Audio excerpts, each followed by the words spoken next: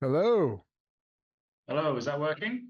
Yes, it is. There we go. Yeah, right. I had to restart it. That didn't work initially. Right, No how's worries. the background stuff? Is that all right? Yeah, yeah, yeah. That's all good.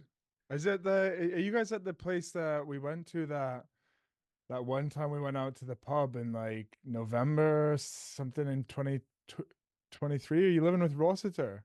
I'm in Matt's currently. Yeah, yeah. I'm just staying there for the moment until I Ah. get to figure out what I'm doing next. But yeah, I can try and think if there's a better background. No, it's all good. Yeah, no, it's all good. You sure? All right, fuck it. Hang on. No, Um, yeah. How you you've got doing? yours How's a bit it? more professional. Yeah, I know. I got carried away with this one. That's I've noticed though it's kind of backfired because it's all just shining on my massive forehead. So Well, that um could be two of us on that. Yeah, that's me too. but yeah, what you been up to recently? Have you been cashing in on lots of gigs? To be fair, I probably need to do a bit more cashing in. No, not too much to be honest. I've just been I went away with my family for a bit, moved house, and now I'm job hunting basically at the moment. Oh, So that's kind of what I've nice. been doing the last couple of weeks. I've So been out to you Newcastle, doing a bit of coaching in Newcastle, which was good fun. Yeah, cool. Yeah, that's about it, man. Fair enough. What work are you looking for? So I'm applying to a couple of things. I'm looking at the JP Morgan thing, which obviously a lot of people go for. I'm just going and looking at all the the transition athlete transition schemes that there are, and then I'm just going to try and find some other contacts and try and just going to see whatever there is. Got a meeting a bloke tomorrow about ship brokering, which I don't Shit really know. broker ship Ship brokering, yeah, ship. which is fun. Yeah. I don't quite know what that is, but I'll have to figure it out. Yeah. I don't know, just like all sorts of random stuff. So we'll see. I Cool. mean, I'd really like to do coaching in terms of like actual on water coaching. As I say, I went to Newcastle for a week and helped out with Angelo, which was awesome. I really enjoyed it. Do it for a job or like something on the Yeah, side? yeah. Well, because there's an assistant coach job there possibly going at the moment, which I could go and do, which would be cool. But it's no money. Yeah. So it's like, and I probably want to do something. I want to try and do something outside of rowing first, Yeah. and like It's not going see. anywhere. Yeah, exactly. There'll still be all the things that would make me be able to coach, just as you say, will still be there. So I want to try something else outside of first, and if I then hate that, then I can come back to rowing. But I think, yeah, the coaching would have been. I was thinking of doing it for a year, and as a way like out of rowing, Yeah. might be been a useful way to do it. But um, like I think probably for the moment, I'll try and find jobs in London, see how that goes, and then yeah. Yeah. Yeah, it's not good. You have that skill set. It's not rowing's not going anywhere. They'll always want you. There'll always be a job for someone like you. Like, yeah, there's no need to rush into it. And yeah. Yeah, cool. Okay, so would be yeah, obviously I got the recording on now. It's only just in case we ever end up chatting about something and then I'm like, oh, hey, do you mind if we add this in at the end? Mm. But it can go just before we get started and stuff like that. Welcome everybody to the Edge Rowing Podcast. Today I'm very excited to say that we've got James Rudkin on the show today. James, thank you for finding the time today. Yeah, for those that don't know, James recently won gold in the men's eight in Paris Olympics. Pretty successful Olympiad in the eight and through trials and everything. And then also before that, he went to Tokyo in the men's eight as well, winning bronze.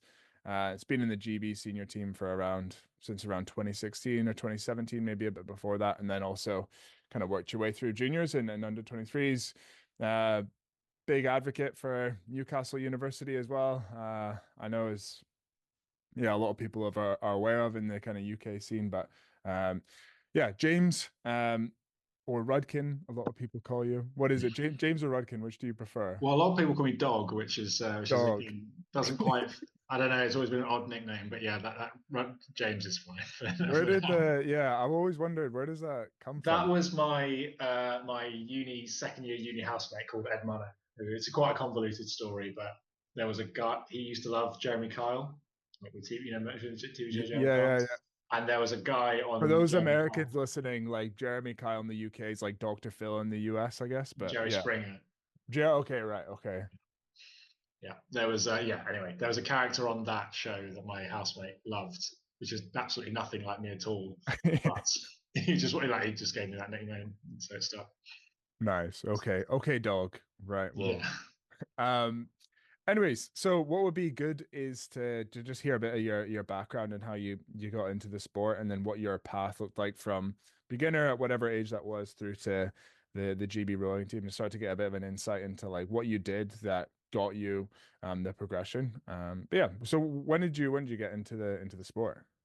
So mine's quite long. So I was figuring out the other day. I'm 30 now, and I have been rowing for 23 years. Holy shit.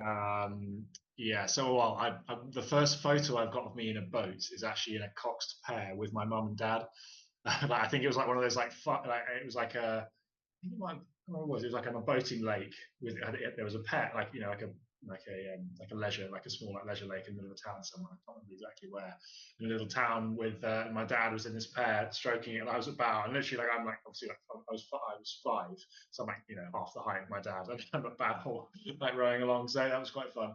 But no, I first went in a single and actually like went in a fine rowing boat when I was 7 with my dad, who was a very good rower in his day and is still a rower. He won. We were actually tied on Henley wins. I never managed to get one over on him, but no, How many gold medals does he have at the Olympics? he doesn't unfortunately doesn't have any of Okay, so those. I But think I think it might be you. Yeah. well, maybe, but Is that not what he yeah, says? no. To be fair, he holds his Henley wins over me. Actually, he's got 3 open event wins, and I only got 2. So fair play to him. But yeah, anyway, he like introduced me to the sport. Like I tried lots of other sports. Like I tried rugby and tennis and hockey and that kind of thing. And I did rugby until I was 16, but I was starting to get bashed around a bit on the Too rugby pitch. And sore. yeah, and I was like tall. I was like 6'4" or something. I was 6'3" as like 6'3" as a 16-year-old. So I was big, but I was skinny. I What hadn't like position did you play? second row Second row, and then yeah. a bit of number 8. But I wasn't like beefy enough to like properly be good going into like sixth form and stuff. But yeah, so I rode. I always did the 2 mainly rowing, but I just did a bit of other sports. But yes, I rode up through school. Like often, like rode with my dad. Like we'd go out in singles together Okay. on the lake nearby, which was really good fun. And I like learned. I guess I got into the sport through like enjoyment of it. Like Nice. I never liked like training hard. I don't know. My dad was always having to like drag me out of bed on a Sunday or something. When I was like, oh, we've got to go and do some training today because he wanted to go down to the lake and keep fit. And I was like, oh, I kind of wanted to lie in, as every like teenager does. But no, he was like, no, come on, like let's go and row. Um, and so I wasn't a particularly like motivated to like train. I didn't like Hmm. train hard as a junior. I worked it out. I only went on the ergo for ergo tests.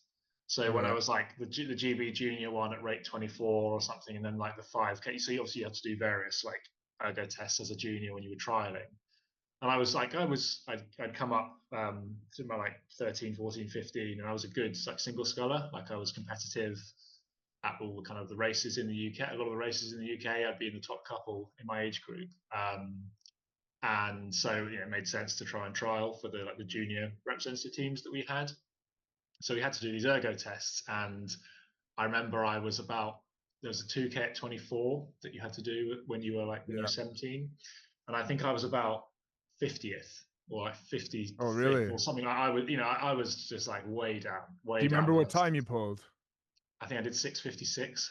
I Okay. think. That's yeah, I mean, it's still a great time, but like yeah, for I guess GB junior trials, like yeah, Yeah, obviously 50th is you'd get some guys going under 6:20 at like rate 24, even then as juniors. So I was way down, but then I'd come to the singles trials and beat most people. So I went wow. to the Coupe de Cool. la Jeunesse when I was 17 in the quad.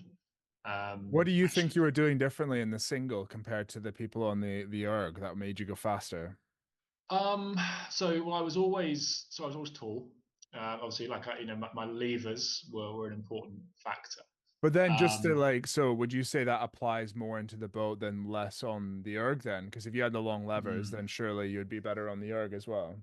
Yes, although I'd say that there's a fixed range. Like there's only so long you can be on the ergo. Like you can only get to the Right. cage, and I guess in theory you can lean all the way back. But in the boat, longer levers I think are like what either having longer levers or being able to row longer is Yeah. more useful on the water. So, and then I had a natural, I think I had a natural touch for it. Like I was able to relate to like the smoothness and feeling of the boat. So I basically I learned to row well before I got strong, Right. which I think often people kind of get really strong and then try and learn to row. And actually, there's a lot of benefit to either you can get people that are really strong and learn to row, and that's fine. But essentially, learning to row without having to rely on your power, even if you have Hmm. it already, would be Yeah. a good bit of advice because if you can then add power into good technique, then you can go fast. You know. Yeah. Um, Yeah. That kind of reminds me of a story I heard about the New Zealand rugby system. I could be totally wrong about this, but they would split kids up to based on weight, not based on age. So like the heavier older kids would compete with the heavier younger kids. So they had to learn skills. And then the other way around, the smaller guys couldn't get by on speed. mm. So yeah, it's maybe interesting to kind of like force yourself to learn. So like okay, at that age, what were you doing? Like what was your pro or maybe like what were kind of some of the characteristics that your dad taught you in the single that helped you row so well? So we'd always row alongside each other together.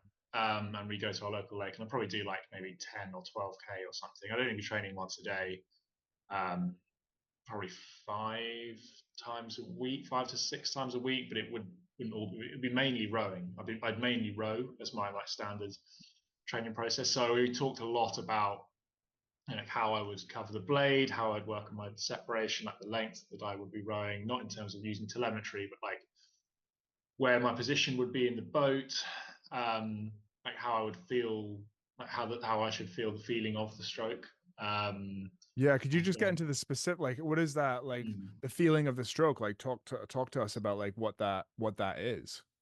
So I think it's difficult because in the single, like everyone can do it. There, like I wouldn't say there's a rule for exactly Okay. how you should do it, but there should be the feeling of ratio. I think even in Yeah. single. So there's a difference between your time on the drive and your time on the slide.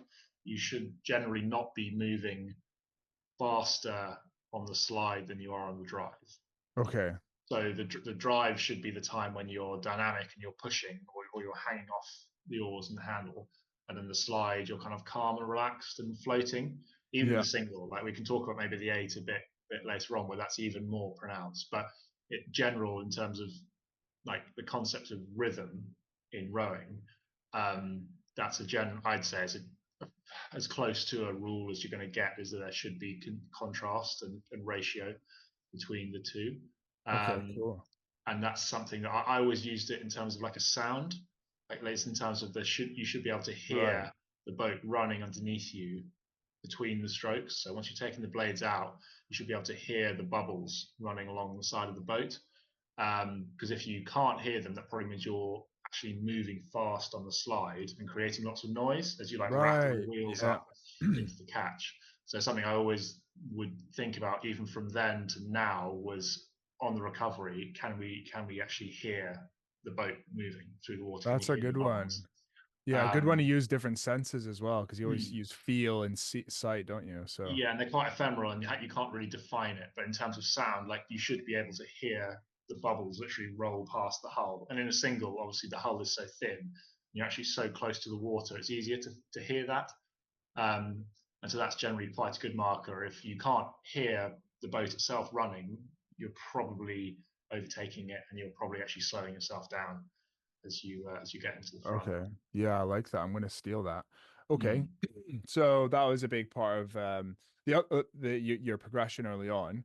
One thing I'm curious as well, you've obviously been rowing for, well, since you were like 5 or 7.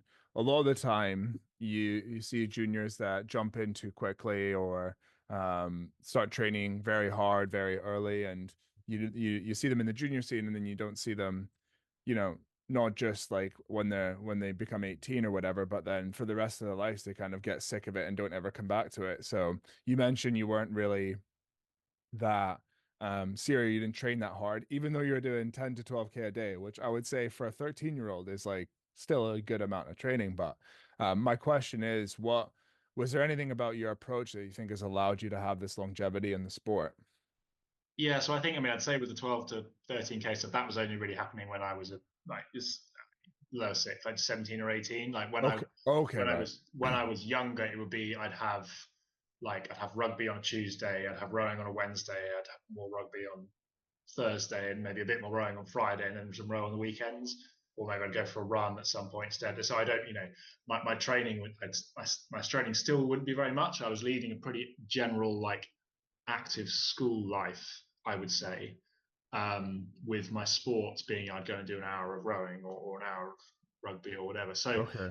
I found it quite useful, I think, for me, as exactly as you pinpointed it. You get, it's like, in order to be good, I feel in general, in order to be good at rowing, it's a lot about like you get what you put into it.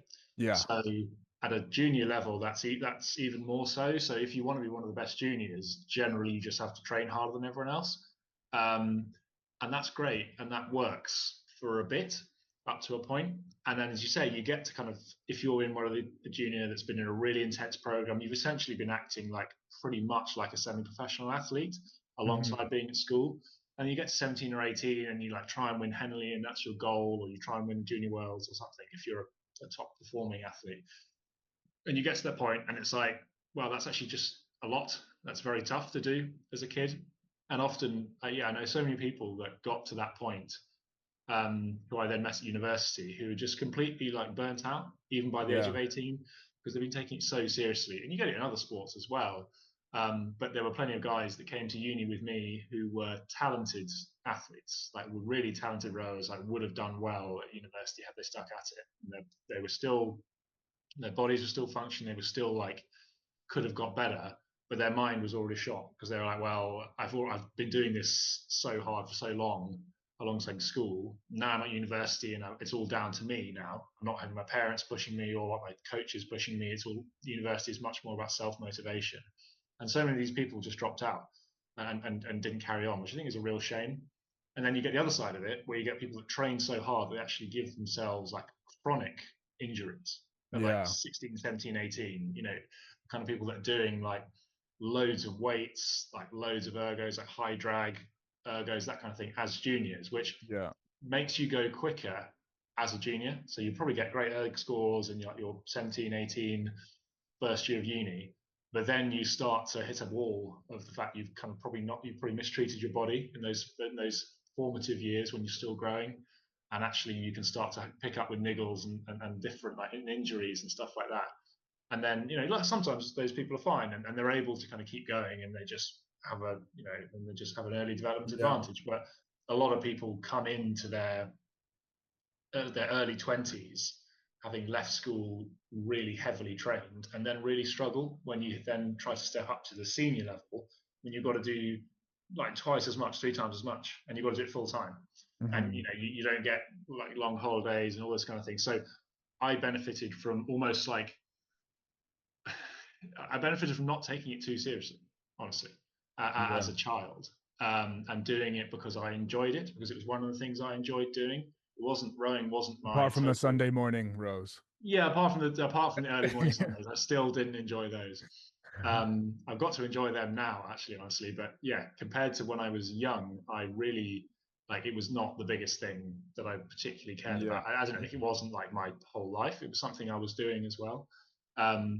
And then I grew to really enjoy it. And then it meant that when there were opportunities to do better and do more later on, I kind of grabbed them because I was like, well, this is awesome. Like I get to do more of what I actually have started to really enjoy. And then that's when I started to get good because it's like, right, well, now I'm enjoying this and I'm prepared to put in all the effort I need to actually get good, not just sort of do fine. I was Yeah. lucky to have a certain amount of natural talent in terms of my height and my feel. Like I was kind of blessed with that. But it wouldn't have come to anything had I not been able to then figure out how to work hard at it and enjoy doing it. Um, so I think there's a mixture of the two. Okay. Yeah. Okay. Cool. Um, what is it about rowing that you enjoy? That sounds like you not don't enjoy it yourself. Um, What? No. Yeah. Yeah. No. Maybe. What is it about rowing you enjoy? yeah, there we go. No, like I actually, so I do really enjoy like the sensation of going out in a boat on the water. Like I like being out in nature. Like I'm not a huge like I think naturalist or everybody anything, says that. but Yeah. yeah, like I love going being outside, and I love going out on a beautiful river or a lake or whatever, and just going out and rowing. Like sometimes on my own, like sometimes in a single or whatever. Like the great thing with rowing and what I've been so fortunate to do is I visit so many cool places. Like in terms of our training camps, there's just so many amazing Yeah. places I've been to because of rowing, and Favorite that's the places? Where's your favorite places you've been? so Silveretta, the footage Yeah. you looked at the other day. That's probably my favorite place as a whole package. In terms of the most beautiful place, it's probably Lake Bled in Slovenia. Yeah. I mean that or Lucerne. I mean everyone says Lucerne and that, but Lake Bled is just absolutely stunning. The water is like greeny blue, and Yeah. you've got this beautiful church, and it's just an incredible place. And then the Silvretta is incredible in another way. So it's in the Austrian Alps. It's this altitude training camp we go to. So it's at 2,000 meters. It's basically a ski resort in the winter, but there's this massive lake up in the mountains, which is like a drinking water reservoir, which is basically almost exactly 2,000 meters long. Um, and that's our main like training camp before we go and race the big championship of the year in the summer. And it's often like cold and windy and wet, but you're up in the Austrian Alps, and it's just absolutely stunning when you're just going and rowing, doing a 20k row or something, and you just Yeah. kind of take a pause and look up, and there's just snow-capped mountains around you, and there's no one for miles, and it's just sort of it's like absolute isolation, but you're out on the water in a boat with your best mates. So like Yeah. and it's incredible. So like that, that about rowing is something like if I could bottle it, like that's what I keep. Like that is amazing, and the actual sensation of rowing a boat, I really enjoy. So there's that, and then I enjoy the camaraderie as well. Like I just touched on there, like being in a team with your best friends, like that's so special, and it's also something that's fleeting, so you don't have it forever. So you have to really enjoy the moments you have, and actually Yeah. being part. It's the same. You could get it in lots of other sports. Being part of a team like that, but in the rowing team, it's so much more, as you know, it's so much more visceral because you are literally in the same boat, and you're Yeah. all striving towards achieving exactly the same goal. And it's to do like it. No one like it's everyone's job. Like everyone has to do their part, and it's the purest expression of team sport, I think, Yeah. really rowing. And I I don't really think there's any. I was thinking about that just there. I was like, are there any other sports where you're literally attached to your teammates the whole time? Because I guess there's like bobsleigh, but like you can hop out if you want your shoes. yeah. Like, yeah. Well, it'd be like if tandem track cycling was a thing, I Ah, guess, yeah, but I that's don't think that true. is a thing. Right. I mean, say you say sailing, Ah, yeah. yes, but it's not got the same physiological element to it. I mean, what the America's Cup guys are doing at the moment looks similar, although there's Yeah. different jobs. But like, it's I don't think it's quite as pure as what rowing is. But like I'm sure there are others that would lay claim to that. I'm sure being in a rugby team winning the World Cup is amazing, but Yeah. like for me, the rowing because it's all about the rowing. It's not there's no fame, there's no money, there's no Yeah. prizes or awards or whatever. It's just about at the international level. It's just about the purity of the sport, which I really love. Mhm. Yeah. No, yeah, I'd agree. Um, okay, so just going a little back a little bit towards where you are coming into the team. So I liked hearing about that point where you're pulling those erg scores that were ranked 50th, and then you're still placing high in the single. I think that's interesting for me. Like what did that breaking into the GB system time of your career look like, and how are you going about climbing the ranks? So the big change I had from being as like a good junior on the water, but without I think I had a 618 when I went to Junior Worlds, but I was probably underachieving in terms of what I actually could have been pulling at that point had I trained harder. Had I just really trained at all compared to a lot of other people. So when I went to Newcastle University in my first year, I dropped like 10 seconds on the erg that first year, mainly because I was then doing like a proper training program. There Yeah. was lots of interval sessions.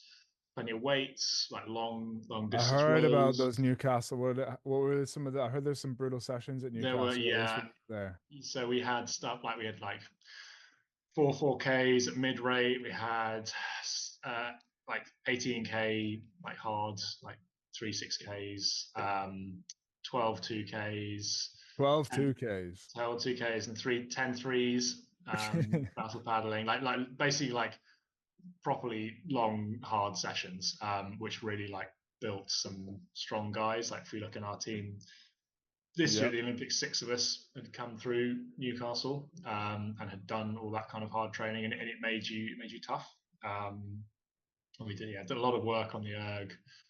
So I then dropped 10 seconds in my first year, then dropped another 11 in my second year, and that was all about just kind of progressing and finding my new limits basically on the rowing machine, which is obviously it's not rowing, but it's the major thing that you're essentially measured on as an athlete. It's how you're valued. And for me, I was sort of trying to match the two of working really hard on improving the erg, and also then learning to sweep as well. So Yeah. I'd always Right. sculled as a junior. I'd been singles and doubles, and very occasionally quads, but I was now learning eights and pairs and fours and all that, which was a whole different kettle of fish, and was like a different skill set basically. And learning to be part of a big team, which I hadn't been before. I'd at school and just running my dad, it was very individual. It was just all about me. Yeah. Whereas I then had to learn how to be part of a big team and survive in an environment where I wasn't the best, and work with guys that were a lot better than me and older and stronger and more experienced. So that was actually a very good environment to then make me then capable of challenging in the senior team, because it taught me how to be part of a setup like that. Yeah. Okay, so can you remember like what we're going in from kind of maybe big fish, small pond, I guess, even though it was kind of just maybe you and your dad, but going into that big setup. Can you remember like any of the difficulties that you had, where any of the challenges? So I did have to deal with the fact that like I'd never done weights. That was another thing. I never did weights as a Okay. junior. I maybe did like 1 or 2 sessions here and there occasionally, but like I didn't have a proper weights program, so I had to learn how to lift. I had to learn compound lifts. I had to learn power cleans, squats, all these kind of stuff that I just never done before. There's And some brutal, so sorry, I'm just there's some brutal weight sessions at Newcastle as well. And you guys do like yeah, a so million squats or something. we used to do like very high rep hypertrophy weights. I think they've changed it now, but we used to do like sets of 20, a lot of it. And then we would do this session called dynamic weights, where it was like a minute on, minute off of like lifting a 20 kilo bar, like from the Right. ground It's in your up to your YouTube chest. videos. I remember Yes. watching those ones when I was getting into rowing and Yeah. being So pumped up. that was like an endurance weights session. So the idea is the weight is not heavy, so it's not really a weight session. It's more a fitness session. It's more Yeah. about muscle conditioning, but like stuff like that, like sessions, the concepts that I had no idea of at all. As just a junior doing my own thing. So yeah, I You must have struggled. struggled to walk the first week or two. Oh yeah. Doing those, you get some serious DOMs. I mean, you Yeah. got strong and fit from doing it, but they were tough. So it was like learning how to train properly, and like learning how to like pace yourself, and like learning how to refuel properly and recover, stretching, all this kind of stuff. Like I hadn't really had to deal with that kind of thing. Like the bits that go alongside rowing that you generally don't often won't get if you just row. Oh yeah. If you just row a couple of times a week, you probably won't get all the other bits along the side, like the soreness and the stiffness and all things that come in when you do a full like physiological training program.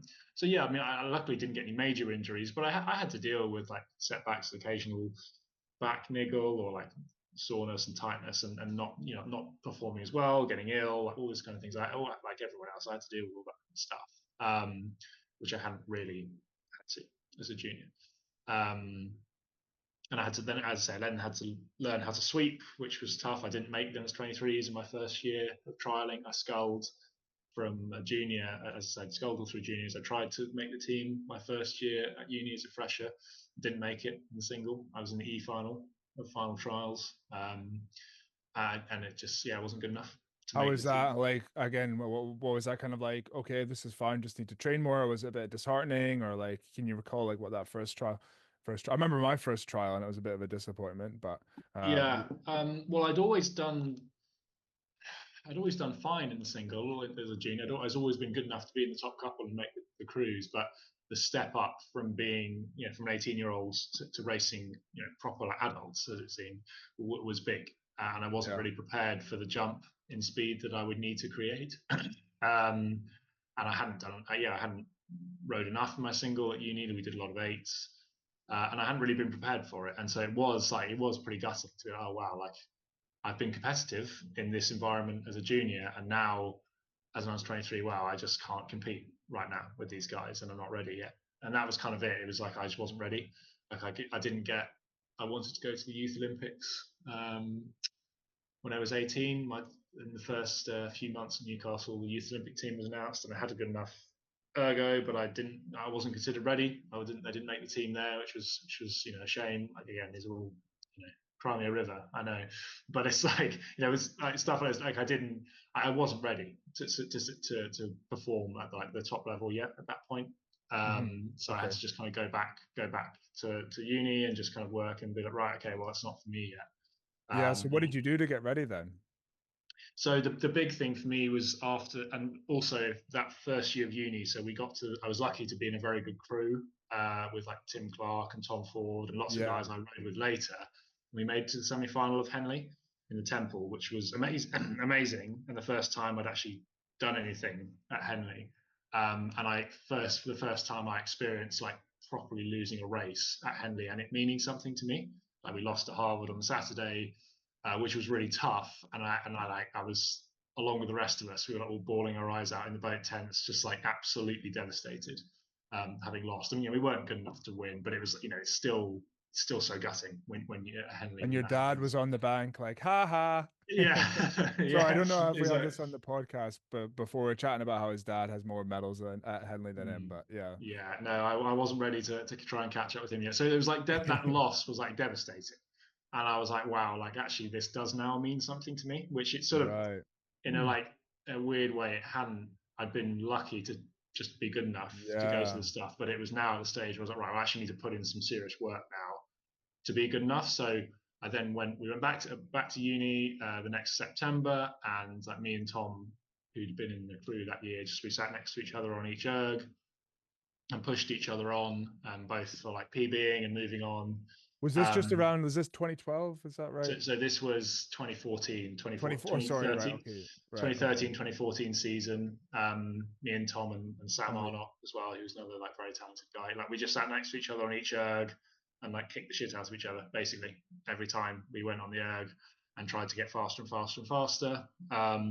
We then rode together that year at trials.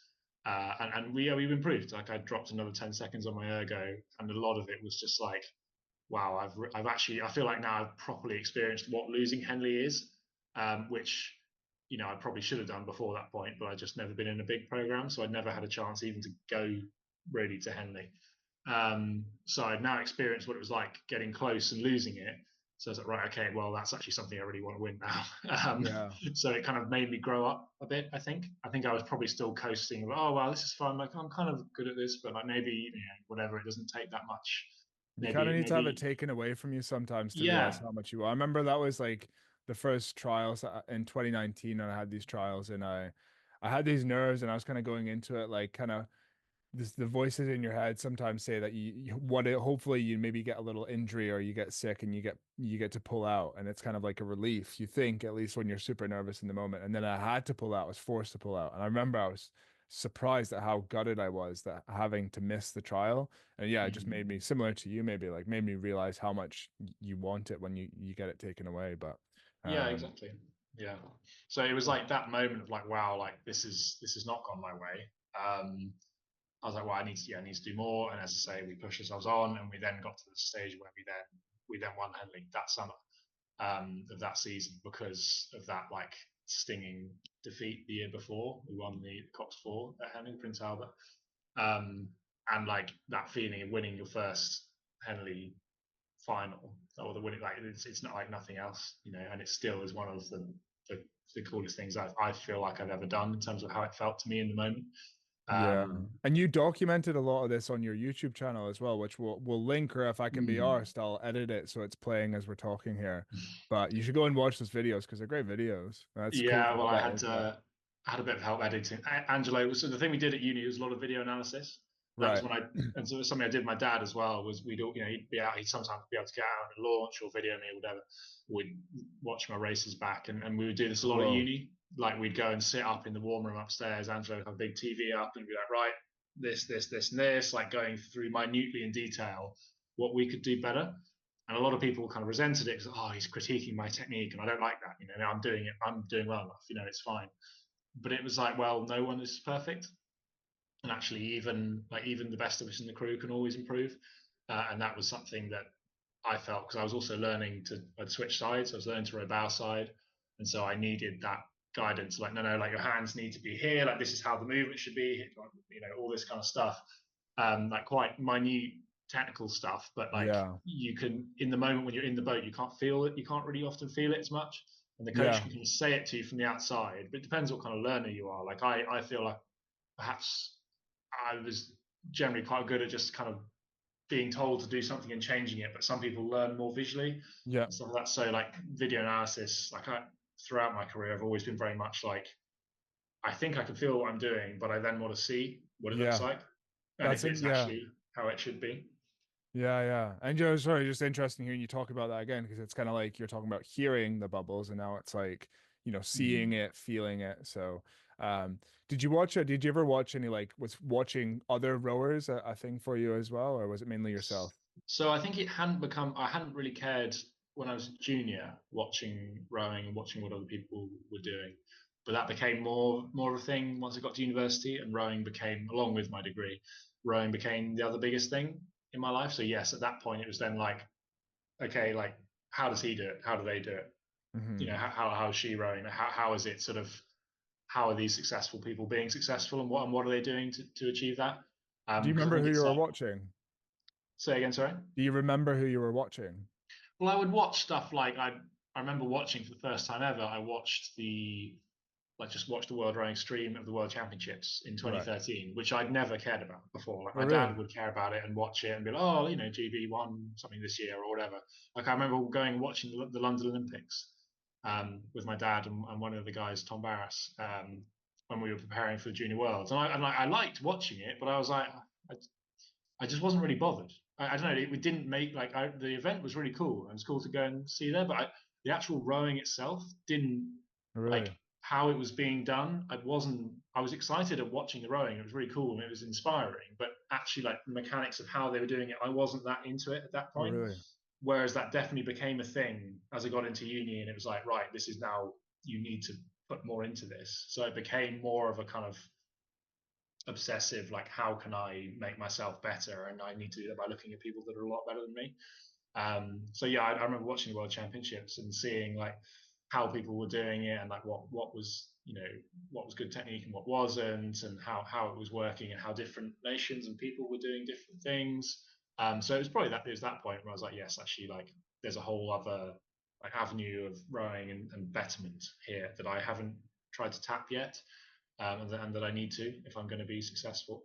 And then Angelo, obviously using video as a coaching tool a lot, then made me get into it and be like, okay, well, here's my idea now, what I think is working and what we can do better and all the rest of it. So yeah, it was probably around that time. Like, yeah, so I watched the World Championships. I would watch Henley. Still wasn't really televised at that point. Hmm. Now we're lucky. We've got the YouTube where it shows everything. Whereas back then, sounds old, but back in like 2012, 13, 14, they didn't video Henley. Like 2015, my third year of uni was the first time it was properly live streamed. So you couldn't even really watch what you were doing. Um, so nowadays everyone's spoiled for seeing like awesome rowing technique like up close at an event like Henley, but it wasn't as much of a thing when I Hmm. was starting out at uni. Okay. Okay, cool.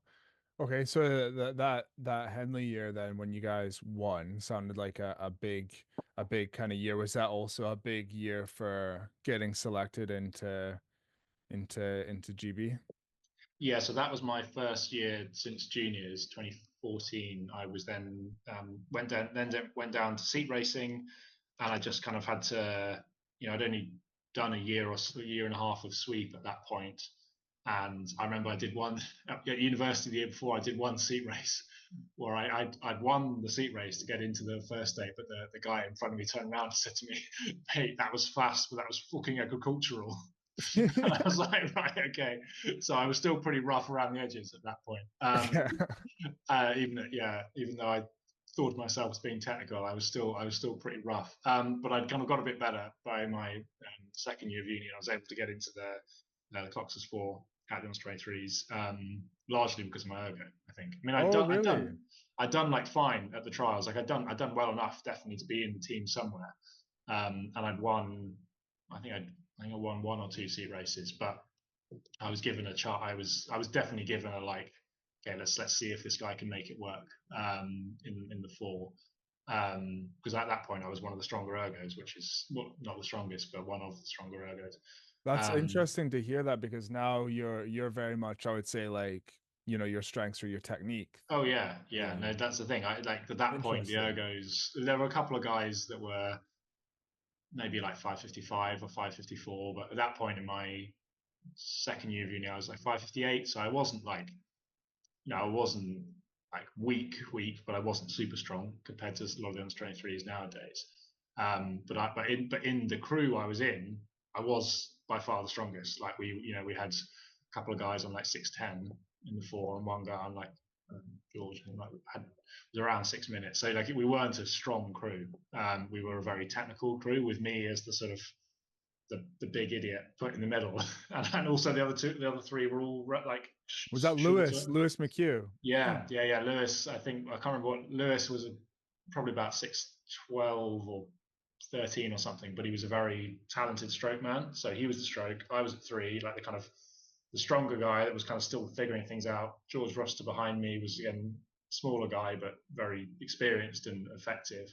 And then Jamie Cook behind, brother of Ollie Cook, who raced at the Olympics, who again wasn't particularly strong but very, very technical. So we had like a very like nice rowing 4 with me kind of trying to pull hard in the middle. And we did fine. We didn't win a medal, but we came 5th, I think, which was all relatively close. But we didn't win a medal, and no one did that year. So we weren't a particularly successful team. But that was my first sort of under 23 representative honours, Right. which I then did again the next 2 years after that. Okay. What did you do to get into the GB senior team? So I went, I was constantly improving. Like that year, I'd sort of, Tom and I had raced the pair at trials, and we'd done fine. We weren't amazing, but we were fine. The next year, Ollie Knight and I raced in the pair, and I really worked on my small boat skills. I mean, I'd always had small boat skills in the single, Right. but learning the pair was a very different animal. Like learning to row with someone else, and you've only got one blade. Like it is quite different.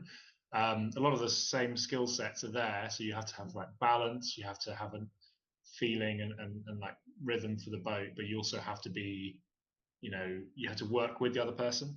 So you both have to have the same idea of what you're trying to do, and then try to kind of translate that into a unified goal, which can be quite complicated. Like some pairs just don't work because of either the clash of personalities or like body types, or how each person thinks they want to row. You might have someone who's tiny, and someone who's massive, and they might just not click. But my pair with Ollie was really good. We did well at trials that year, and so I was then actually doing properly well enough to be like, yes, okay, this guy, he's got the ergo and he's also moving the boat. Yeah. Oh, Now just that I sweeping. just had the thought there as well. I was just thinking about pairs partner, because I know obviously you rode with like Tom Ford, who's stroked your guys' at the Olympics. But a lot, and Tim Clark, I think. A lot of those guys went to Leander, but Yeah, that's right. Yeah. you didn't. Yeah, that's right. So I finished my 3-year degree in 2015, having gone to the under 23s again, but didn't win a medal. I mean, myself and Tom George raced the pair, and we were in a medal spot with 500 to go, but unfortunately we didn't. The Serbian, there was a crew that had a really good sprint, and we couldn't hold No. on. So that was gutting. But I'd finished my 3 years at uni, and I was like, I really enjoyed this. I don't want to stop. Like I don't, and luckily the university offered me a scholarship to stay on for a master's degree, which I did.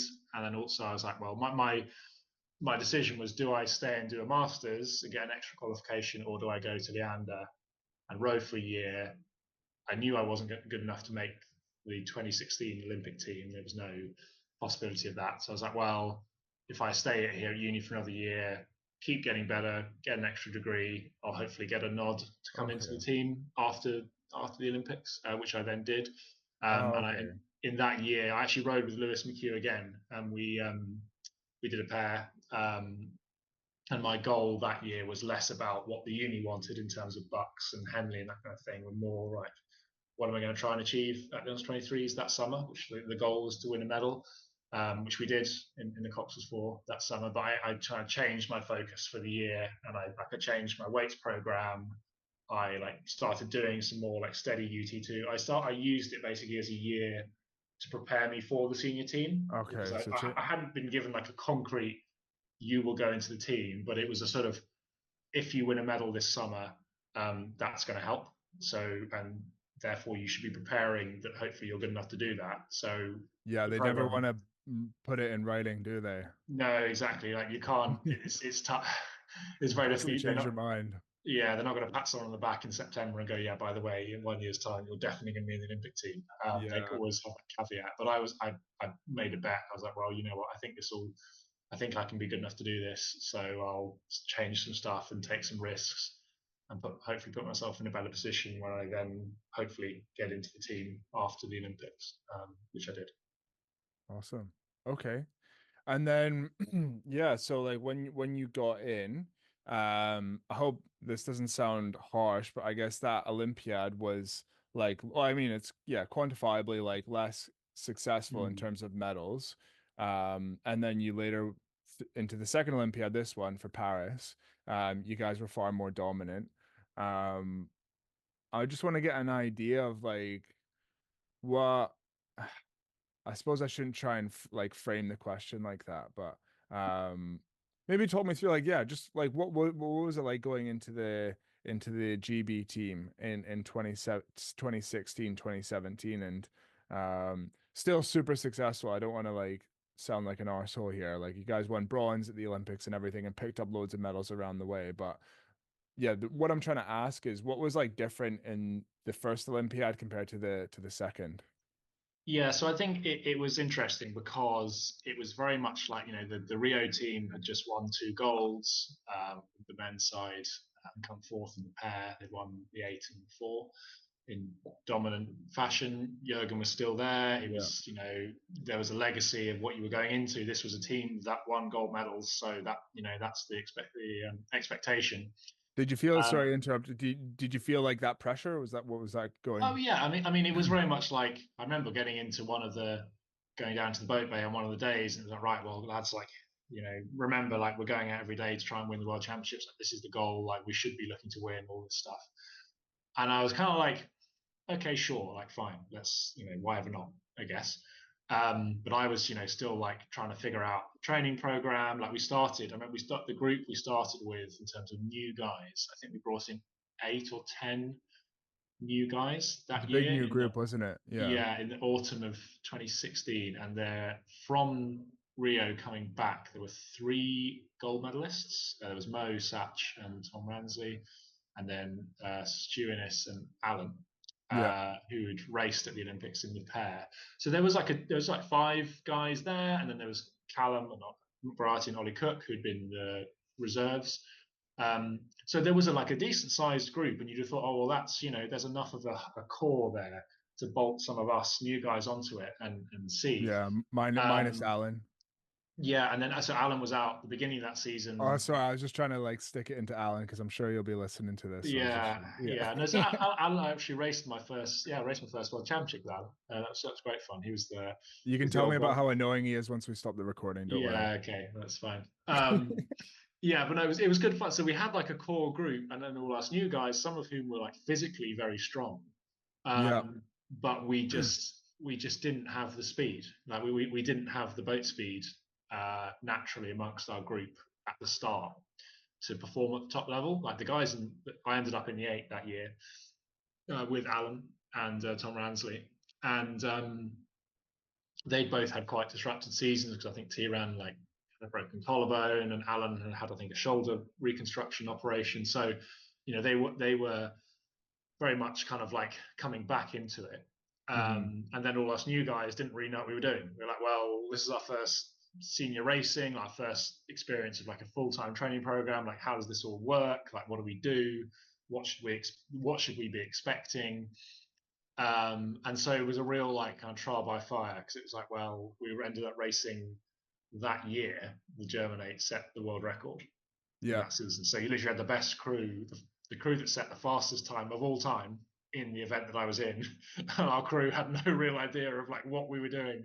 And so they would just like row away from us and like, well, fucking hell, like what on earth are we going to do to top that? And then it's like, oh, well, like we should be looking to win and be competitive with these guys. And I'd experienced. I wouldn't say I wasn't experienced in international men's 8 racing, but I'd done quite a lot of rowing up to that point, so I think I kind of knew what was good and what wasn't. And I remember just being like, "Lads, we're just not rowing very well." Like Right. I'm one of basically the youngest guy here. Like I can tell. Like I'm not strong, so I don't have the sort of the weight of like a massive ergo behind me where people might listen. But I'm like, we're not rowing well here. Like I can see, I can feel that, I can see this. Like we're not idiots. Like surely we can work this out. That there's something not quite right. And so our crew just unfortunately, like it was, we tried everything. Like we trained really hard. Like those guys were pushing themselves. Like we had Adam Neal in the crew, like seriously strong guy, like 540 and 541 at that point.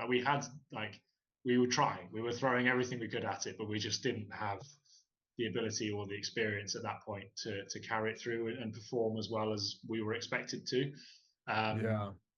so we came 7th that year in the 8th, which was the worst result since 2004, I think, which was pretty miserable. So it's like, yeah, that was not good. And that was my first year in the team. And I was like, wow, okay, the 4 had won a bronze with 2 Olympic champions on board, and we'd just come 7th. So it's Yeah. like, right, okay, well, that wasn't very good. So that was Quite a lot pretty of tough. pressure must have been like quite, I don't know. I still like the stuff you guys were doing was like super impressive. It's important to have that perspective, I think. But like, did it feel stressful the whole time? Like maybe what was the kind of split like of um the the the training environment? Because I could just imagine, yeah, I can know what it can be like where, high pressure, not quite performing to like what the expectations are. So I think, yes, it definitely was the case that, we'd go to races and we'd figure something out in a heat or a rep, and suddenly, oh, okay, this is more like it, and then we kind of couldn't bottle it. We couldn't be like, Right. oh, like that's it, like we've got it now. We'd think like, oh, we'd figured it out, and then it would suddenly go, and like it did feel like you were kind of hitting your head against a brick wall for a lot of it. It's like, why can't we just kind of all figure it out? What So would you yes, go back and say to that if you could have a crew debrief with yourself now going back to 2017? What would you kind of I say? actually haven't thought about that. I mean, honestly, I think our expectations were inflated Okay, yeah. what we could actually achieve. Um, I And you think think that got in the way of like a good performance probably, or yeah, probably. I think we were constantly thinking that how can we beat the Germans, or not constantly. I think we were like right. that was the yardstick you're measuring yourself against. So, well, like if like they are the best, we're here. Like I think there's definitely value in that in terms of knowing. Like clearly, you want to know what the top standard is, but I don't think it really helped us in that we were just never going to be able to produce comparable speed. Um, and so, yes, that did become stressful, and it was that we did have arguments in the crew. We had tough times, and the coaches were often like, just like, so why can't you just figure it out? Because That's helpful. yeah, in some coaches' mind, that we had enough power, like our ergo average was enough to be competitive, at least in that field, but it just wasn't translating into rowing speed. So I was like, oh well, Yeah, why and is just that not? guessing that 8 was probably stronger on the erg compared to your parasite. Is that right, or is it roughly It would have been pretty close. pretty Yeah, it close? would have Right. been pretty close. I can't, off the top of my head, exactly remember what it was, but it was Yeah. pretty close. Yeah. So we had, yeah, if like that's I think one thing that's interesting is like erg average does not equal speed. Mhm. Like solely erg average, we had plenty of ergo in that crew, and we couldn't make it work. And it just, it wasn't anyone's fault. It wasn't anyone particularly. It just didn't work. And either we didn't have that you can have all the raw materials, but if you don't know how to put it together, it doesn't really matter. And also, the thing I've always come back to when thinking about that particular year is that you have to have experiences to be experienced. Does that make sense? Okay. Like Yeah, you yeah. like you don't just like suddenly rock up and know how to do it. You have to fail first and learn, and Okay, know yeah. what didn't work and know what did, and experiment and try different things. And we were trying to figure that out in the course of like a 5 month racing season or whatever it was, from like Yeah. April. And there wasn't enough time. There just hadn't been enough time that year for us to actually work out what was good and what wasn't, and have that conversation with each other. We just hadn't figured that out yet. And so when we then restarted the next season and the season after, we were then obviously a year older and a year wiser, and we'd done some racing and we'd had losses and we'd had things that worked. And so the next year we were far more competitive. We were like we that year for me it was difficult because I was in and out of the crew. I was dropped from it. I was injured. Really? Yeah, there's a whole other thing that year. But you know, yeah, I mean, I that year in February, we got back from the 2017 World Championships, and it was very much like, oh well, you guys have been pretty dreadful here. We were made to know that. As It if was you don't pretty, care enough. I hate that shit. yeah. Sorry, I'm gonna start complaining, but So it was very much like, right, you need to do some hard training now and have a look at yourselves, which we did. We started, yeah, it's fun. We started doing at the end of every half hour, so a half hour rate 20. You heard this story? yeah, yeah. Yeah, the 30 rate 20, you put a minute of free rate on the end. So you do a half hour as hard as possible, and you set the ergo up, and you go new workout 30 minutes, whatever, and then or you do intervals, 30 minutes, then 30 minutes of interval, and then next interval 1 minute, no more intervals. So Yeah. the idea was that you do a half hour erg as hard as possible, cross the finish line, and with no rest, go straight into a minute of free rate. Mm. Um, You know, that was I've got fun. an idea which would have been better actually is if you did 2 minutes as hard as you could after the Yeah, 30 minute. That would exactly. have been even better. Yeah, so that one was fun. I'm not. I mean, that was hard. If the goal was making it harder, then it was hard. Yeah. Yeah, Um, true. so you'd get guys that would do like a. I remember we had guys that would do a 9K half hour, and then it would roll straight into the minute, and they'd just go like mid 550s or sub 550 pace for the minute, like 36. So some like we had some seriously strong guys that could do that, but if I was trying to go as fast as I could, imagine trying to do a 30 rate 20 as hard as possible, get the best score you can, and then do a minute on your 2K pace, right, rolling straight into it as you take Yeah. the last stroke of the half hour. Like it was absolutely brutal. So that was miserable.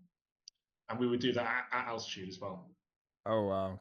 So we'd do that in Sierra Nevada when you can't breathe, and the more rate you use at altitude, the Y- harder it becomes. It gets exponentially harder the more strokes you try and take. So you're doing Yeah. a half hour where you're totally blowing at altitude, and then you try and do a minute at pace on the end.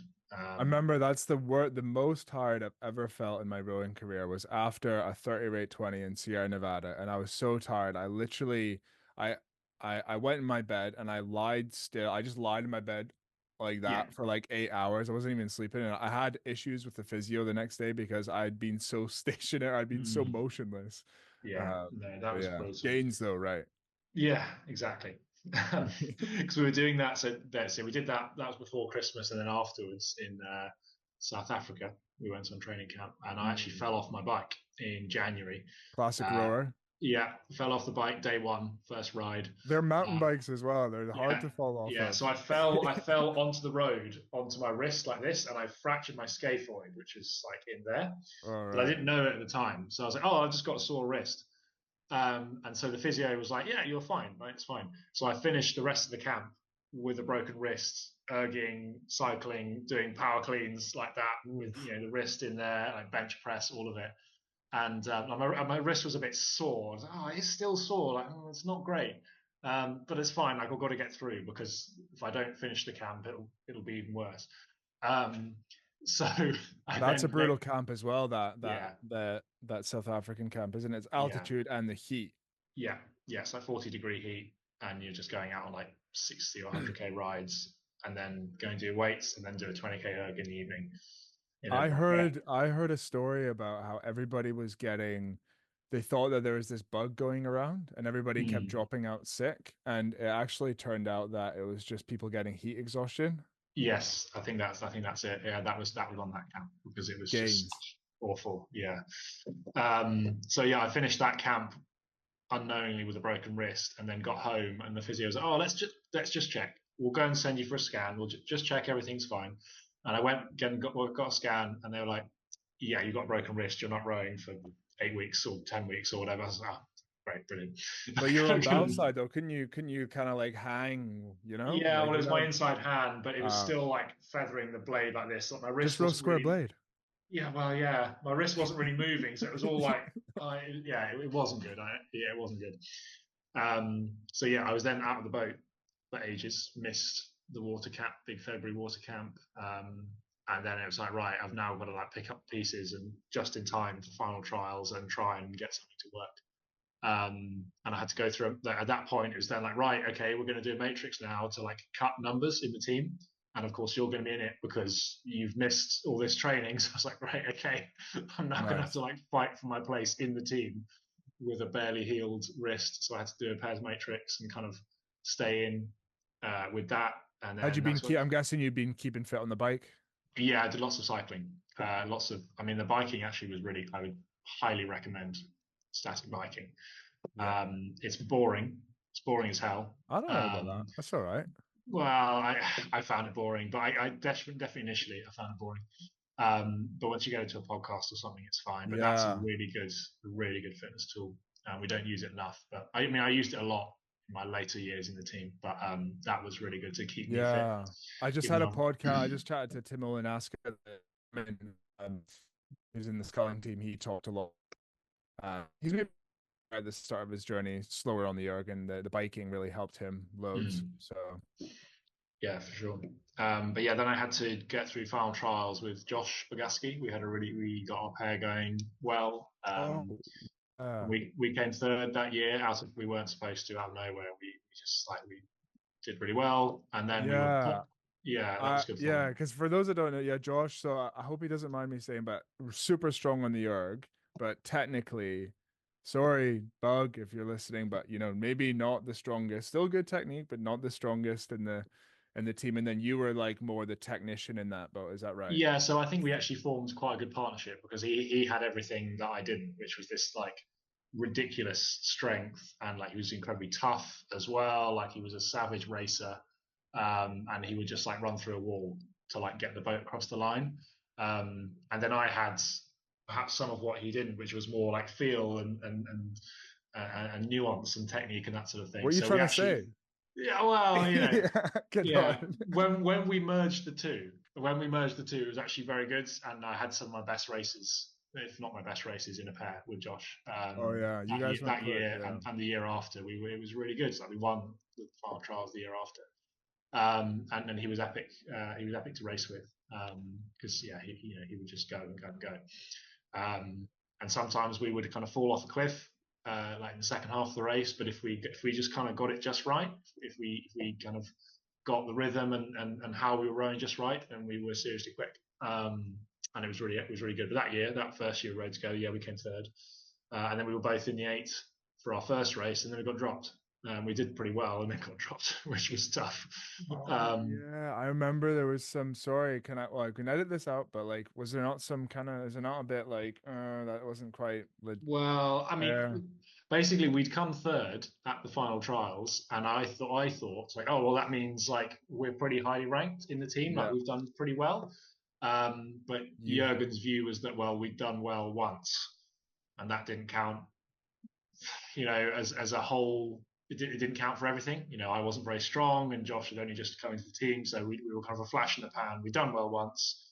We'd get to do this first race of the season, but then we were the bottom guys in the team, because we were. which was kind of tough. Bullshit. Yeah, which was kind of Sorry. tough to take. So we were then kind of dropped out the bottom, and we were the spares, and then we had to then fight again to stay in the team that summer, to stay just to keep being the spares. We had to like hold our place to be the spares that summer after Henley. So, okay, like I'm not trying to say it was one way or another, but I think you certainly had the sorry, my dog's just freaking out here. You certainly had the right to maybe feel, you could argue that hard done by it's unfair. Like, did that was that motivating for you? Was it a bit crushing going into the next season? Was it kind of like wanting to make a bit more of a statement? Like, how was that whole situation? Yeah, I mean, it was tough. Like it was tough. Like I could accept the fact that in Jurgen's mind, I hadn't done enough at that point to be considered Okay. one of the best guys because I hadn't. Like I'd done fine the year before at trials. I'd been in a crew that hadn't done well. That we'd Yeah, come okay. seventh, and I'd been injured for ages. So I like I could rationalize it as I don't think this is fair, but I can see how he's reached the conclusion he's come to. And in that situation, it's like even though you might think that's really unfair, you have to be very dispassionate and be like, well, okay, that's shit, but what's going to Yeah. give me the outcome I want? Like, what is the outcome I want? The outcome I want is I want to be in the crew. I want to go and race Yeah. the world championships and I want to win a medal. Like, that's the outcome. So, how do I achieve the outcome? Is the way to achieve the outcome I want to kick up a fuss and make the coach hate me? It's probably not, even though that's the thing that everyone wants to do. Like everyone likes the idea that if they just shout and scream and argue enough, the coach will change their mind. In this situation, that wasn't going to happen, and I was kind of quite. I think I was quite quick to realise that. So it doesn't. It doesn't mean I changed my opinion of what I thought of myself and what I thought was right or wrong. I was just like, right, well, what's going to get me the outcome I want? In this case, I'm going to have to eat shit and just accept that it's not going to happen for me right now, which is tough to do. Like, it wasn't easy. I won't claim it was, but it was also like, I, yeah, I could see that he wasn't going to change his mind, Yeah. It's which was really good advice. which like it was his prerogative as the coach, and in my kind of calm state now, I can kind of accept that, and I can see that. And I had to accept that I had to do more, basically, in the future to earn his trust, to be able to be given that slot. And so that season, Josh and I were then not put in the eight; we were the spares, and then I had to sub in at 2 points later in the season, and I did a good job when I was subbed in because I was like, well, this is my chance. I'll make it go as well as I can, and that's actually happened 4 weeks before the World Championships in Silvretta. One of the guys was ill. Um, I was subbed in for a couple of days, and the boat went really well. And that season it hadn't been performing particularly well. The boat I was put at bow, which for me was in a technical seat. It was perfect for me, and I took my chance. I took the opportunity that was laid in front of me, and the boat went well, and Jurgen decided that it was going to stay, and he was going to take a punt on me. Oh, And so the crew changed 4 weeks before the World Championships, that's which savage.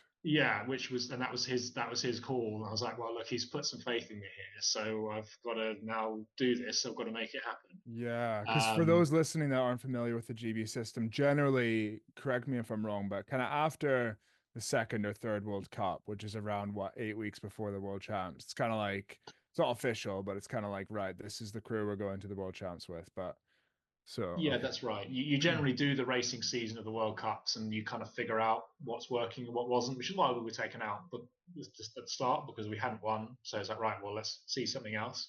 So, that's why we'd been taken out and not been considered after that point. But the crew still wasn't going well up until that close to the World Championships. We'd come fifth. They'd come fifth at I'd been in it as a sub, but we'd come fifth at the Glasgow, the oh Europeans nice. classified. So not good. What do you think about Glasgow? Lovely. Are you coming No comment, I think. back? No, we got a bad day for it, to be fair. I reckon in August or July it would have been lovely, but when we raced, it was No. cold still. Um, but no, it was a fun championship, and I got to actually race at it, which was cool. I've never raced like in GB colours in the UK until Oh, that point, cool. so Yeah. that was pretty cool. Um, but yeah, so I was then put in the crew, and unfortunately Josh wasn't, which was tough because only the bow sider was injured, or was ill, so I was put in. And then it was like, right, well, make it work. And I did my best. Worked with the crew. They were kind of rejuvenated, and it was finally kind of starting to kind of work. Up until the World Championships that year, we had a terrible heat, but we kind of figured it out. We had an awesome repechage, and then we raced the final and won a bronze medal, and we were in silver for most of the way. And that was finally the first time like the GB8 has actually been somewhat competitive with the Yeah. Germans. So we didn't beat them, but we were actually like right up there with them most of the way.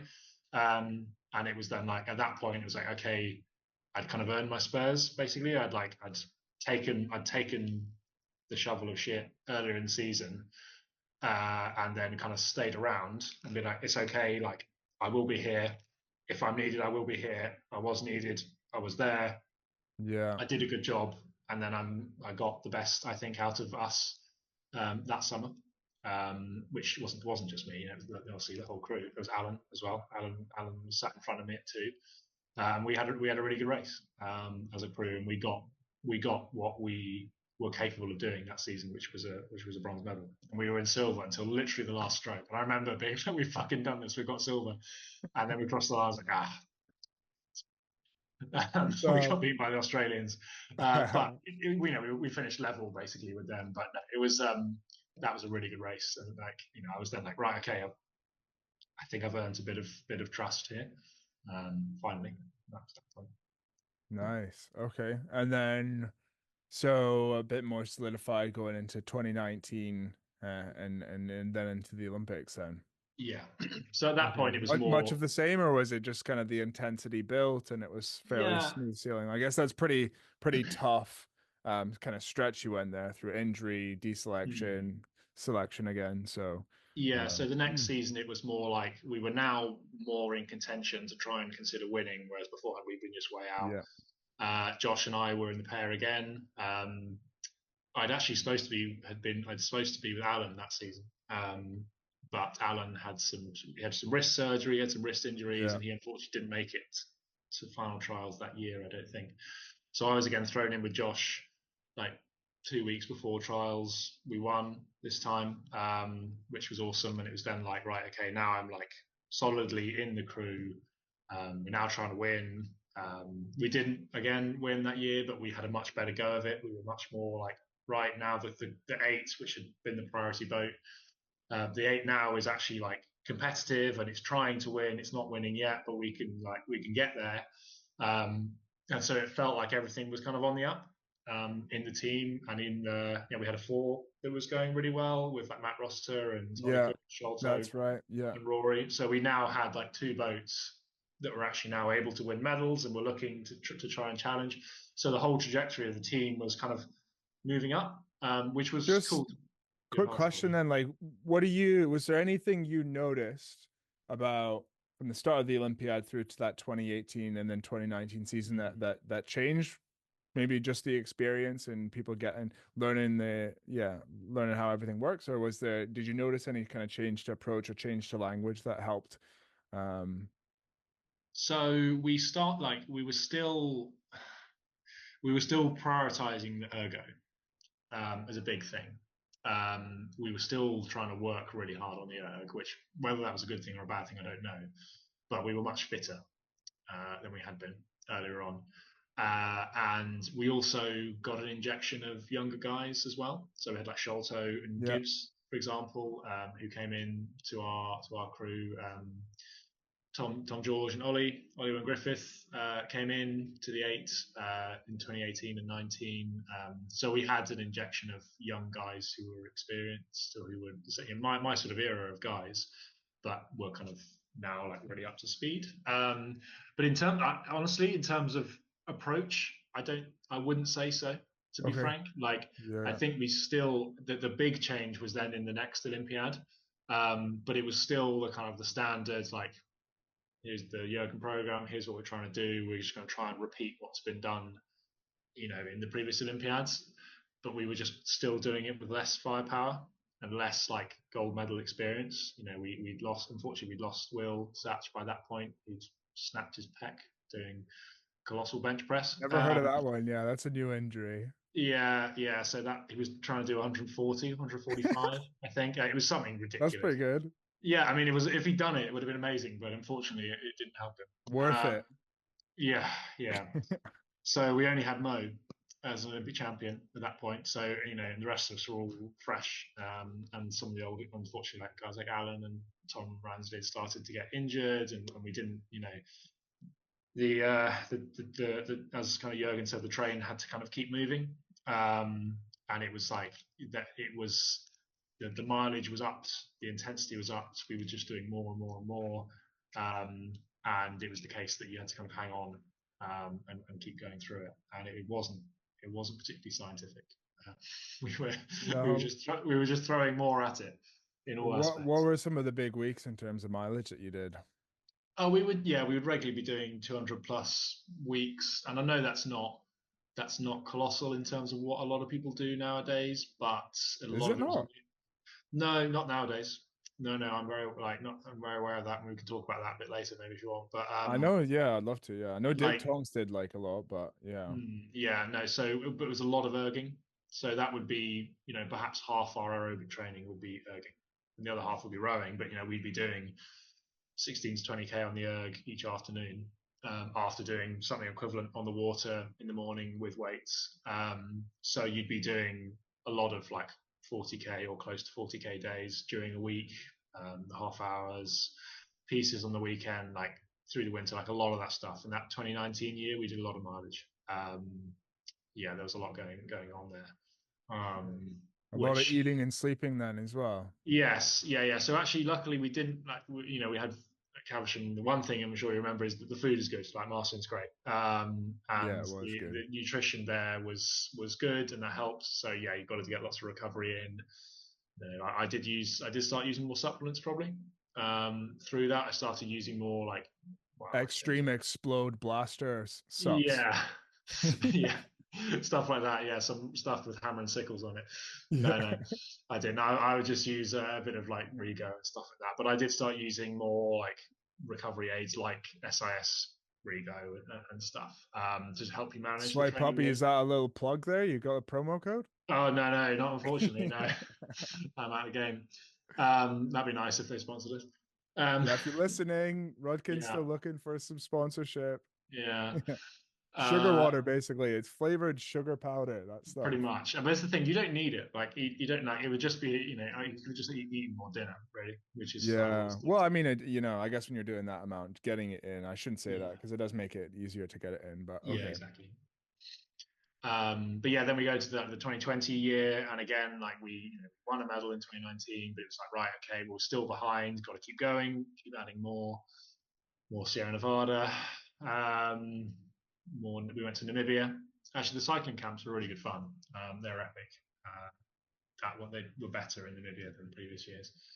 But yeah, then we came to like March in 2020. We'd done all the winter training, and then COVID. Obviously, Yeah. that was miserable. And then we were just banished to the erg for months, even more erging. Yeah. That was the tough bit for me, because I always did the rowing because I enjoyed rowing. Like, I enjoyed being part of the team. I enjoyed like Mhm. being on the water in the cruise. Like, I enjoyed the feeling of it. And that was to be honest, that was honestly, the first point where I was like, wow, like, do I actually want to do this? Because we got a couple of days into the lockdown, and Jurgen sent out the program being like, right, we'll do the program as is, as it's written, which was just like, right, 20k ergo, weights, whatever. And I was like, do I really have to just sit in my garage and be on the ergo for hours? But the answer was yes, I did. Did have to. So we did. So we just did what we'd been doing, pretty much with some alterations. It wasn't probably quite as much erging, but I would just sit on the erg for at least 20k a day. It was normally, it was a bit more flexibility. So I would always do weights first. I'd go for like an hour walk, and then I'd do 20k in the evening, or pieces or whatever. So it wasn't as much, but I would be on the ergo for a 20k 5 times a week, basically. Mm-hmm. Which was a lot of, yeah, and that was that from March until July. Um, Did you with drop your erg score during that time? I know a lot of people uh, PB'd or did actually you get not fat? really. Yeah. Honestly, not really. Like I just doing all that. Like I was probably working the intent. Like I was working the intensity quite hard on the ergo. Like I was Okay. working hard. Like I was still roughly on heart rate and all that kind of thing, but I was just probably putting quite hard for me. Which was, I know like people like to know numbers, so what were the Well, splits for on me, heart that'd rate and be stuff? like mid 48s was my sort of UT2 at that point. And I was using heart rate. I've always used heart rate all the way through the team. That's one of the things I did when I first joined. Was all right, buy a heart rate monitor, make sure I'm doing that. I'm big into heart rate. I use it. Cool. I've used it for everything. I don't use it for weights. I know some people use it for weights, but I don't never got that. Yeah. But anything aerobic, always heart rate. And my first couple of years in the team, actually, you talked about what was different. Like I would just go off on the split that I knew I had to hold to be in a crew, and the heart rate would be whatever it would be.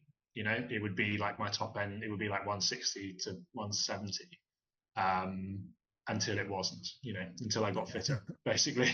And then as I got through the team, the heart rate started to come down and the speed started to go a bit quicker. And I was like, okay, now I'm finally training at the UT2 intensity. But my first year in the team, it certainly wasn't. I was just going as far, well, I was trying to hold 49.9 as much as I could.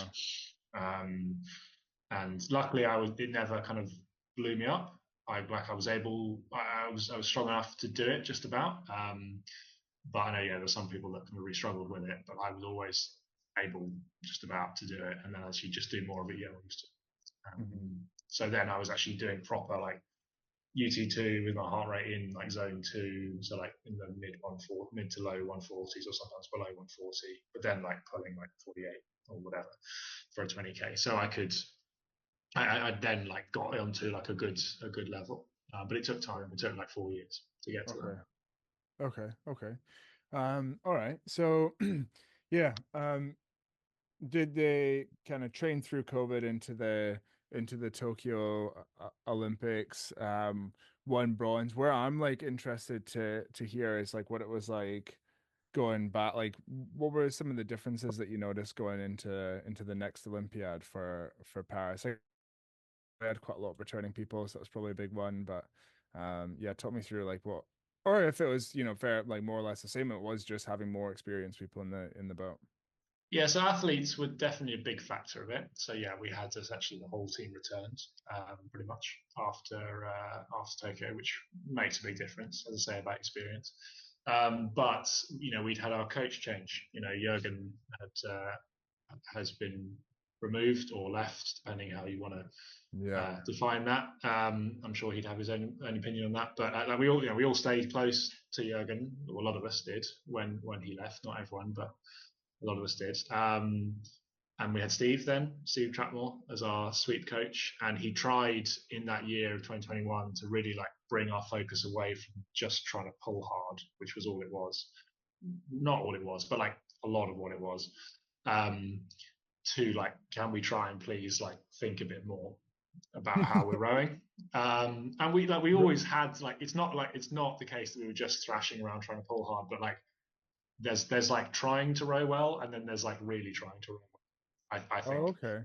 and I think we'd only been scratching the surface of what we actually needed to do to What do be. you, just to stop you, what do you mean by like trying to row well and then really trying to, what does that mean? Well, so I think it's like we talk about a lot of things that we wanted to do well, right? So we talk about like, well, we wanted to have really good separation, we want to row really long strokes, we want to Separation, just I know there's a lot of so different like lingo out there. So what's like, hands body slide. yeah, simple. Yeah, like the most basic, one of the most, if not the most basic concept in rowing is Yeah. hands Stay body slide. loose, Yeah, and push your that's legs. something. Yeah, that's something that like translates from a beginner to like that's what we were thinking about in Paris this year was hands body slide was Yeah, I literally remember the main Gibson. thing. Yeah. So there's like talking about doing that, and there's trying to do it in paddling, all the rest of it, and then there's getting into a race and actually doing it. Um, when we'd race, unfortunately, like in the Tokyo crew, or at times in like Jurgen would still tell us to do all these things, but we didn't really do it as well as we should have done. And so Steve was trying to get us to do all this stuff properly, like just row basically properly, but we were still too focused. Like we get into races and just kind of lose our heads a bit, and not actually, we weren't confident enough to be relaxed enough to do those basic principles well in a Okay. race. So Interesting. in a race, you just think about going as hard as you can. But if you're not confident, if you don't trust what you're doing enough, you don't actually buy into those principles. So we would just go into a Interesting. race and kind of forget all the stuff we've been trying to do in training, and row short and not separate and Yeah. rush into the front and square the blades. That was a big Blades. thing for me. I remember for the longest time I always like to think of myself being very focused and training on technique. And then it would be similar to that. Like I would go racing or whatever and just forget everything and be like, racing's about winning and pushing hard. And then you forget. It's like what I actually learned was that if I focus on rowing well, I'll give myself the platform to work hard and to race.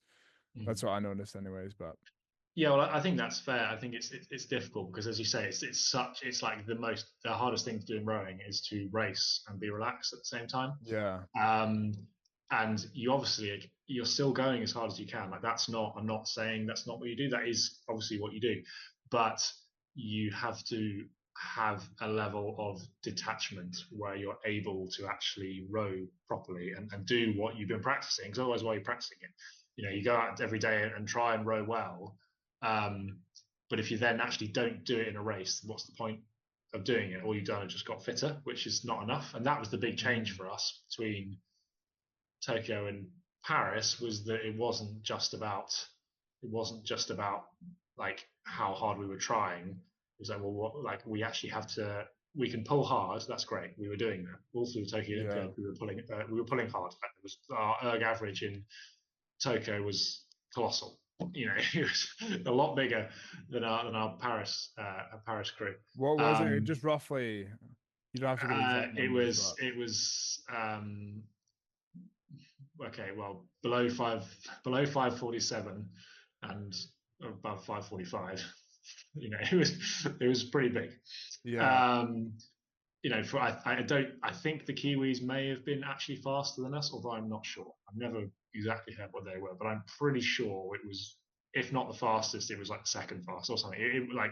It was a ridiculous amount of power. We had two guys sub 540. Like Yeah. Josh, our bowman, was like 541. Like it was, you know, like we had A some serious technical power. rower.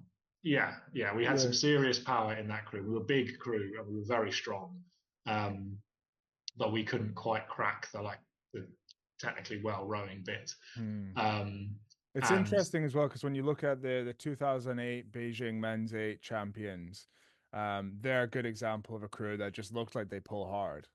mm, So there are cases where it can work hard where you just well, pull hard, but then it's so interesting that. I actually disagree with that.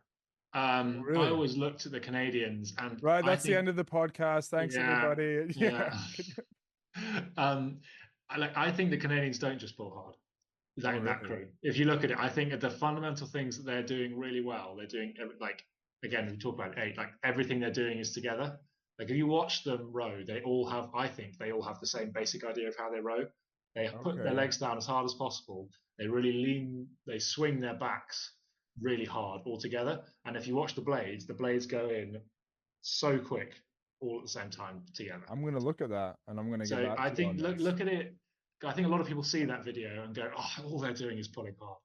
And I actually think it's more nuanced than that. I'm not saying they're the most technically beautiful crew in the world. Clearly, they're not. But what they're doing was they had a very basic, simple idea of how to row, and they were all doing exactly the same thing.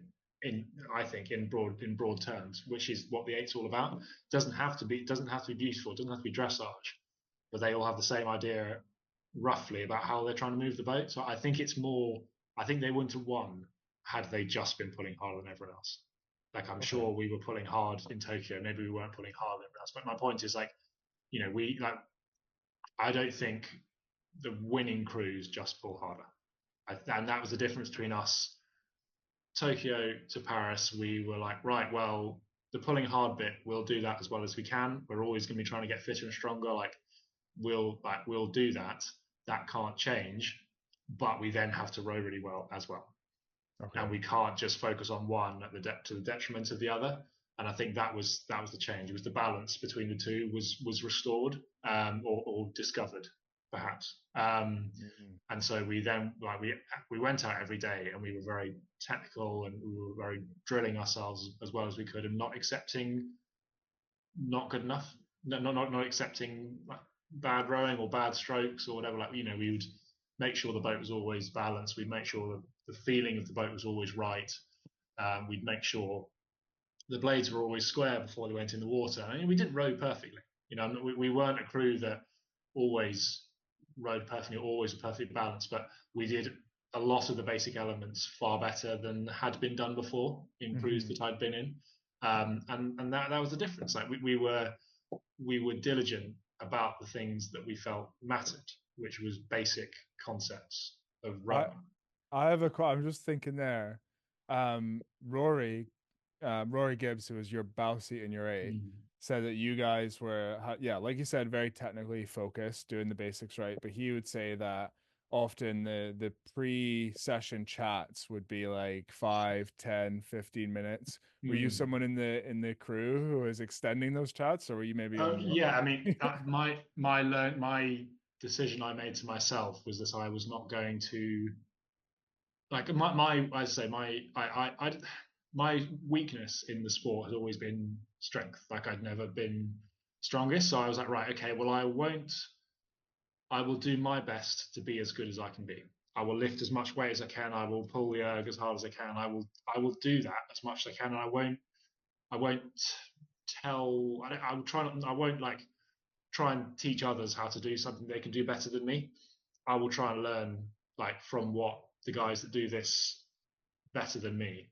I will try. I will try and like do my bit there, but I will never be the best at it. But I will try and do my best. okay.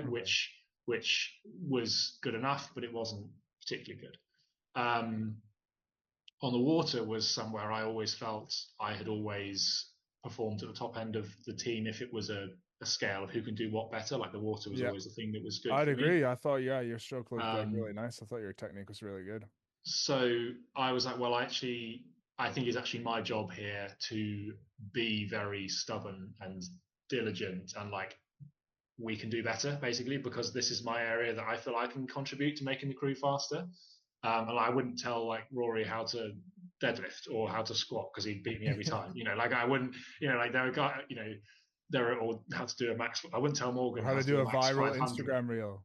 Yeah, well, yeah, exactly. Yeah, so there are guys that would do all sorts of things better than me, but like the water and technique, that was my area that I was good at, and I could make sure by my own feeling and what I felt and looked at when I saw the crew rowing from the outside in video, like what we could do better.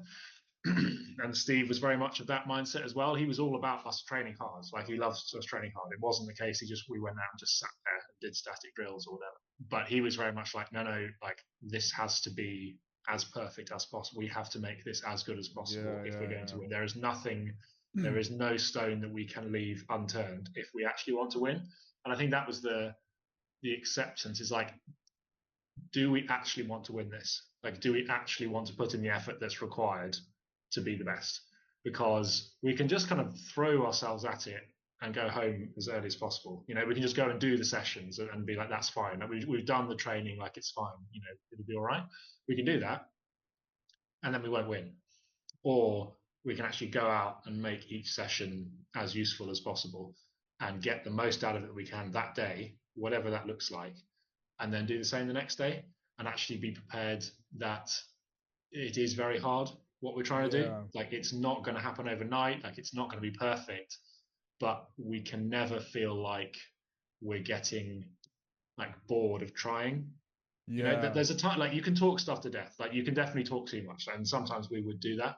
Um, but there could never be a time when we're like, oh, I just can't be bothered to do this. I don't, Yeah. because that's when you don't want it enough, Yeah, in you my can't view. just turn up and do the training, right? Like every other nation is like at that level, everybody's turning Yeah. up, training 2 or 3 times a day, doing 200K a week. You need to, yeah, every stroke that you have, I guess. And that's, yeah. For me, I always thought about it like there's a sense of urgency, which is one thing I feel I noticed for people who technically were held back a little bit, where it's kind of they use language like, well, this race is coming up in 4 weeks or 8 weeks. I can't change my stroke Mm. now, or like not really being as quick. So yeah, that kind of sounds like you guys had quite a big sense of urgency when it came to like making a change as well, and that high standard for sure. Yeah, definitely. And I think that was something that Steve was very diligent on us. He was like, well, like he would keep on people, be like, well, like I'm asking you to do this, like you need to change it because if you can do, and he'd always explain. That's why we'd talk a lot because he'd be like, well, the reason I'm asking you to do this is not just because I want it to look like this or like this. The reason I'm telling you to make this Interesting. change is not just it's not dressage, it's not just to make it prettier. It's because it will help you do this, which will help you do this, which will give us this outcome. It was all about process to achieve outcome. It was never just do this because I say so. It's like, well, Interesting. I'll tell you to do this, and if you can ask me why I'm telling you to do this, and I'll explain. If you don't want to do it, that's fine, but I don't think we'll go as fast if you don't change it. And then that's like, then do you trust the coach? Like, do you actually believe in the project Yeah. that you're doing? Do you believe? Do you trust the information that's being given to you? And for Steve, I trusted him 100%. Like I knew he'd achieved exactly what I wanted to achieve, and as a crew, we bought into him. Yeah, I think you He can smell yeah. that as an athlete though. Like maybe when a coach is in it for their ego or they have their own insecurities. So they it's that fine balance, I guess, between being insecure as a coach and an open mind, but then having conviction with what you think is going to work. And I think part of that is like what you're talking about there with Steve, where he sounds very um yeah, like just transparent on what it is and pure, I guess, to the sport of just like make the boat go faster. Like Yeah, well, that's the thing with Steve. It was a very like adult and collaborative relationship. It wasn't the case that he was just sitting there screaming at us, telling us what we were doing wrong, what needs to be hmm better. It was, well, here's my plan for how we're going to win, or how I think, not how we're going to. Here's my plan for how I think we can be fast enough to win. Here's what you're going to need to do that. Here's what I'm going to do to help you do that. And the reason we're going to do this is because I want to see you win. hmm That was all the process behind it. It wasn't we have to win this or we should win this or all. It was we want to, and I want this for you. And he said that. I remember he said that several times in our lead up to the Olympics. It was like, and by then he didn't even have to really. He didn't need it, but it was like I want this for you so much, Interesting. and that was when it's like someone's in this for the right reason. I always felt that with Steve. He was never in it for himself. He was always in it for the purity of the sport and seeing us achieve our dreams because he'd already achieved his in Sydney, um, and I think he wanted to show to us that we could do that too. Um, and when you're in that position as an athlete, you're like, well, there's nothing I won't do here. Mhm. Like there's no, and there would be times when we disagree, we'd argue. Like we would.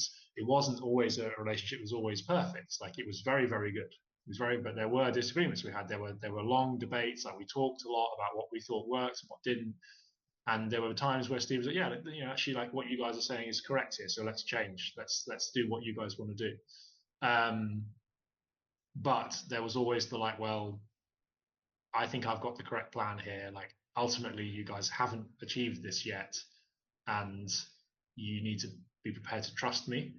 And so it wouldn't like if it was going too far. Like, I would always feel in the crew, I'd have to be quite a calm head, and I'd always be like, well, if this is going too far down the route of us just doing what we want to do as Yeah. rowers, that's probably not the best idea. Like we'd have some disagreement with Steve about rigging. We'd like think about, we had a disagreement about what height we wanted the seats in the boat at, and we would talk about how we were a bit more comfortable with one thing or not. And we went through a kind of a phase of like fiddling with stuff, and the rowers being, oh no, this is right or this isn't right. And I kind of got to the end of it, and I was like, lads, like we don't know. We've been in the sport for enough time, but like Steve is the coach. He knows how to set up an eight. Like this isn't our area. Like I'm very prepared. right now to leave this to him and kind of trust what he wants from us and trust what he wants us to do. And that's what we eventually did. Like we fiddled it around with it until we got what we wanted, and we went out in it, and it was terrible.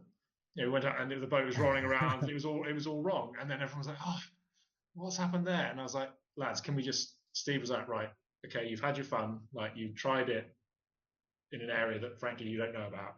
He didn't say this. He didn't say it. He wasn't like vindictive, but he was very much like, "Okay, like this, you've kind of got what was coming to you here.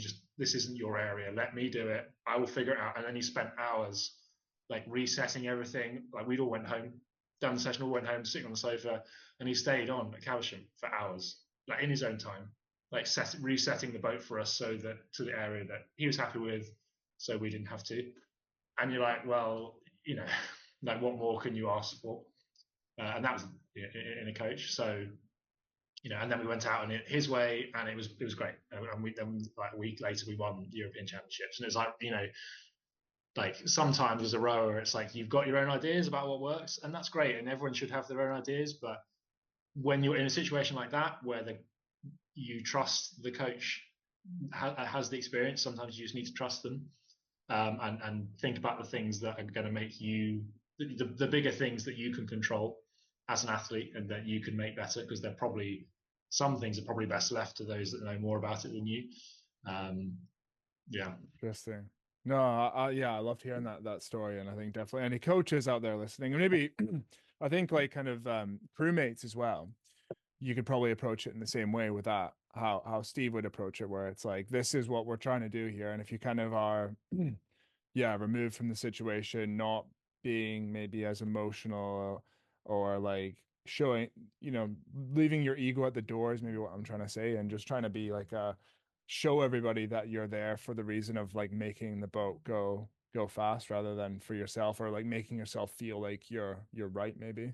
Yeah, for sure. But yeah. Okay, cool. Yeah, like kind of getting towards it, I think the end of the time here, like covering covering loads of value. Yeah, how was and was the final at Paris kind of just like everything going to plan and kind of just to represent just that sort of process that you guys had of being detail orientated, like yeah, representation of that whole Olympiad? Yeah, well, I think largely. I mean, I actually didn't. The second stroke, if you watch, which it's been said before, the second stroke in the final, I actually scuffed it a bit. Oh, My did blade. you?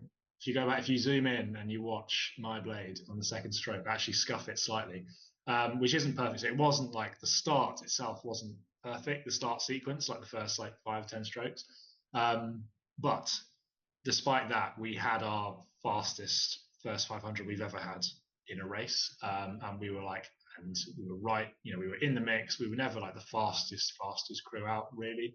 Some people, we would always be like get out strong and then keep going, and that was our strength, which is exactly what we did in that race. That race was an exact like that was our perfect race, the best race we ever did. It Oh, wasn't. wow. It can never be perfect, but it was the best race we'd ever done in terms of pacing. If we What would looked, you have done different? Well, apart from that stroke that you maybe missed, what would you yeah, have done to make it perfect? How would you have improved on that? we would have, if I get properly technical, we'd have had slightly less of a fade between our first and second 500s. And there's always like the perfectionist in you will always be like, oh, like that could have been, that could have been slightly better. But it's like, as I say, ultimately we had a certain plan of how we wanted to pace the race, which we did. We did it to the best of our ability. We had the biggest challenge we'd ever had from in that Olympiad. The crews we were racing were the fastest they'd been that Olympiad, and we rode away with it. And we had the move we knew we would need in the second half to just inch out. We thought it would be racing the Americans, but in the end it was racing the Dutch. But we knew throughout the whole season that we would need to be at our best at the Olympic Games in order to win, because it was never going to be easy. And that's something that we always talked about as a crew, is that we can. And this season, we said to ourselves, well, like we're not defending anything as a crew. Mm-hmm. We have to go out and take this thing, or someone will Yeah. take it from us. And if we'd gone into that season with the mindset of, oh, it's fine, we won 2 world championships, like we're just the best, it'll be fine, we wouldn't have won. So we had to go out and attack every race we were in, and that's what we did in that final. We just took it to the rest of the field through the middle, which was our strength. And then actually at the end, we weren't actually hanging on really in terms of the speed. We were actually accelerating slightly away, which we hadn't done often before. So no, it was epic. So yes, in an I was ideal watching world. you guys, by the way, in the stands. I'm sure Oh yeah, you heard me, but yeah, oh epic, yeah. heard me. No, it was a pretty awesome day. It There was was a cool lot to of watch. so many people there that I knew, which was awesome. Yeah, awesome. Well, yeah, I mean, congrats on the whole rowing journey. I know you maybe don't know what's next for you exactly, but yeah, what's kind of the next 3-6 months looking like for you? Yeah, so it's difficult because obviously we have to. If I was to carry on, we'd have to start back at our training centre soon. But for me, I think at least a break. Looking for like internships, jobs, that sort of thing. It may well be that it's the end for me. I've done 8 years now in the Olympic team, which is a long time to be rowing full time, and it's probably looking like it's the end for me. I don't know if there's much more I personally can achieve in rowing. There'll be more like you know, other people will be able to go on and do bigger and better things, but I'm satisfied with everything I've achieved in the sport, and it'll be a real shame to leave it in a competitive capacity. But I will stay in it in a casual and occasional coaching capacity perhaps. But for me, looking at jobs, internships, that sort of thing. So that's where I'm looking at the moment. Awesome. Yeah, no, I guess there's no reason, I guess, to make any decisions right now, but yeah, a change of scene is always good. But yeah, really enjoyed like hearing all about your journey and everything, all the insight into like how you approach. I think there's so much value there. So hopefully the listeners had the notepad out. Um, but yeah, thank you, James, Thanks Rudkin, very Rud much. Dog, whatever. Yeah, I'll link Yeah, your either is great. Instagram and stuff like that. And yeah, wish you all the best for the job hunt, and thanks again. Thanks a lot. Cheers. Good. Cool. Yeah, awesome. Alrighty.